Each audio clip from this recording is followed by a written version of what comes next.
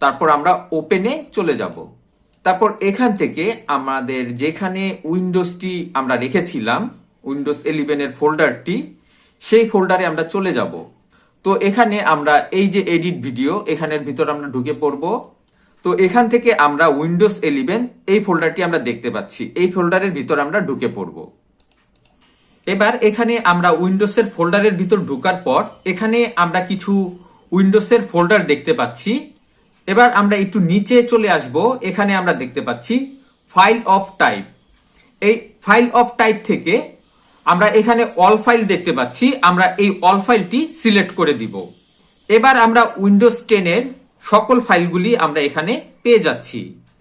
এবার এখানে আমরা যেই সেটআপ ফাইলটি দেখতে পাচ্ছি, এই সেটআপ ফাইলটি আমরা সিলেক্ট করে তারপর আমরা রাইট বাটন ক্লিক করব। তারপর এখান থেকে আমরা ওপেনে ক্লিক করব। আমরা দেখতে পাচ্ছি উইন্ডোজ সেটআপ করার সময় প্রথমে যেই উইন্ডো বক্সটি চলে আসে সেরকম একটি উইন্ডো বক্স এখানে চলে এসেছে।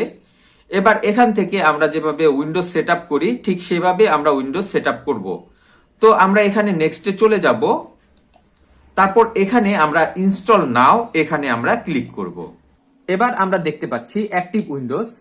আমাদের যদি উইন্ডোজ 11 এর অ্যাক্টিভেশন কোড থেকে থাকে তাহলে আমরা এখানে অ্যাক্টিভেশন কোডটি বসিয়ে দিব। আর যদি আমাদের উইন্ডোজ 11 এর অ্যাক্টিভেশন কোডটি না থেকে থাকে তাহলে আই ডোন্ট হ্যাভ প্রোডাক্ট কি, এটাই আমরা ক্লিক করব। এবার এখান থেকে আমরা যেই অপারেটিং সিস্টেমটি ইনস্টল করতে চাই সেই অপারেটিং সিস্টেমটি আমরা এখান থেকে সিলেক্ট করে দিব। তারপর আমরা এখানে নেক্সটে ক্লিক করব। তারপর এখানে আমরা আই অ্যাকসেপ্ট, উইন্ডোজ 11টি আমরা যে সেটআপ করতে চাই সেটার জন্য আমরা আই অ্যাকসেপ্টে ক্লিক করব। তারপর এখান থেকে আমরা নেক্সটে চলে যাব। তো এবার আমরা এখানে দেখতে পাচ্ছি কাস্টম ইনস্টল উইন্ডোজ অনলি।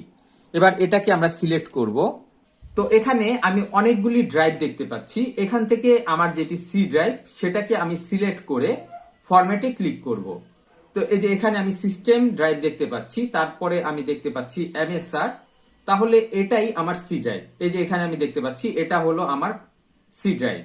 এটা সিলেক্ট করে আমি এবার ফরম্যাটে ক্লিক করব। এরপরে আমি এই নেক্সটে ক্লিক করব। এবার আমরা দেখতে পাচ্ছি আমাদের পিসিটি রিস্টার্ট নিচ্ছে। আমরা দেখতে পাচ্ছি আমাদের পিসি একটি রিস্টার্ট নিয়েছে।